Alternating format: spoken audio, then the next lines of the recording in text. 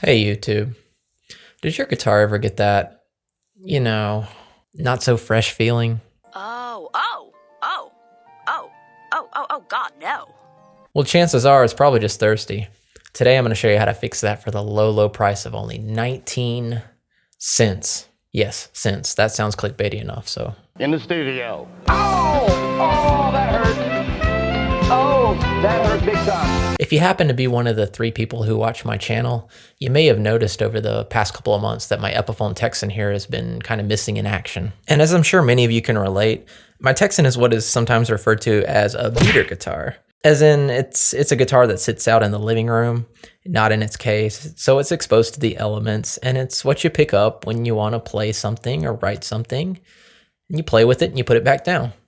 The problem with that is I'm currently living in a very dry and cold climate, and that results in extremely low humidity, which is an environment that just wreaks havoc on a guitar. So as I attempted to record some music the other day, I was greeted to the following.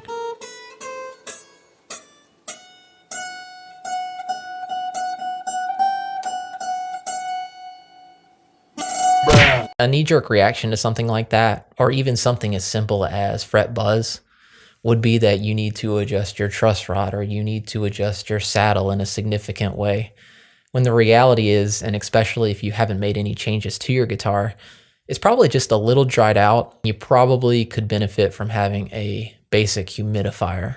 And boy, let me tell you, when you go online to buy one of these little green rubber humidifiers, those things are so ridiculously overpriced and they're terribly inefficient. An effective case humidifier is one of the easiest and cheapest things you could possibly do for your guitar. And today I'm going to show you how to make 3 different types. There are only 2 things you need to build a proper case humidifier. You need a material that can retain moisture, such as a rag or a sponge or a cork. And you need a vessel to keep it in.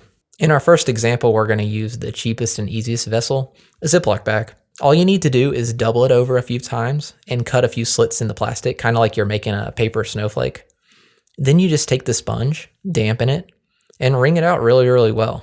Can't stress that enough. The sponge doesn't need to be damp. It just needs the essence of water. Pop that bad boy in your guitar case and let it do its thing. That's literally all you need. $15. Fuck off. This super basic humidifier also works the best with like gig bags because you can just pop that in and you don't have to worry about it banging around in there and breaking stuff. It's literally just a sponge in a bag. If you want to get a little fancier with it, and this is what I typically run in my guitar cases, I like to take one of those soap containers that you can get from the travel section of stores. And I picked this one up at Walmart for about $1.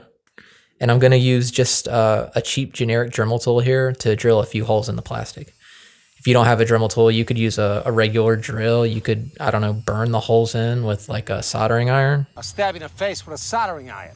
Hell, you could even just take a small nail and tap the holes in. It doesn't really take much. When you're all done, just wipe away all the, plastic schmegma from the inside and cut a sponge in half, and that should fit perfectly in there. The reason I really like this method is because those soap containers fit really, really well inside of a dreadnought style guitar case. It goes like right between the case and the guitar neck without any rattling around. A really nice third option is to take a much smaller and narrower Ziploc bag and just do like we did before with the cuts. And you can actually put Velcro on the top and bottom of the bag, and that Velcro will allow you to sort of wrap the bag around one of your guitar strings, and you click it in and the sponge will sort of stay suspended inside the body of the guitar, just like those $15 humidifiers that you would buy at the store. Honestly, you don't even need the Velcro pieces. You can just take that Ziploc bag. Even in a guitar like this with a big pickup, it's not a problem. Just stick that in there. And then you'll take the Ziploc part of the bag, and just like you would put a pick in between your strings, just weave that through a couple of the strings.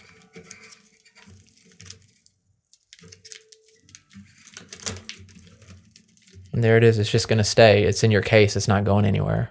Point is, in the wintertime, it gets dry. Best place to keep your guitar is in its case with a humidifier. Doesn't cost a lot to make one. And if you can't swing that, maybe you can pick up a $20 or $30 room humidifier for wherever you're keeping your guitar. That'll at least help out a little bit. I let my Texan sit in its case with the new humidifier for a couple days, and as you can hear,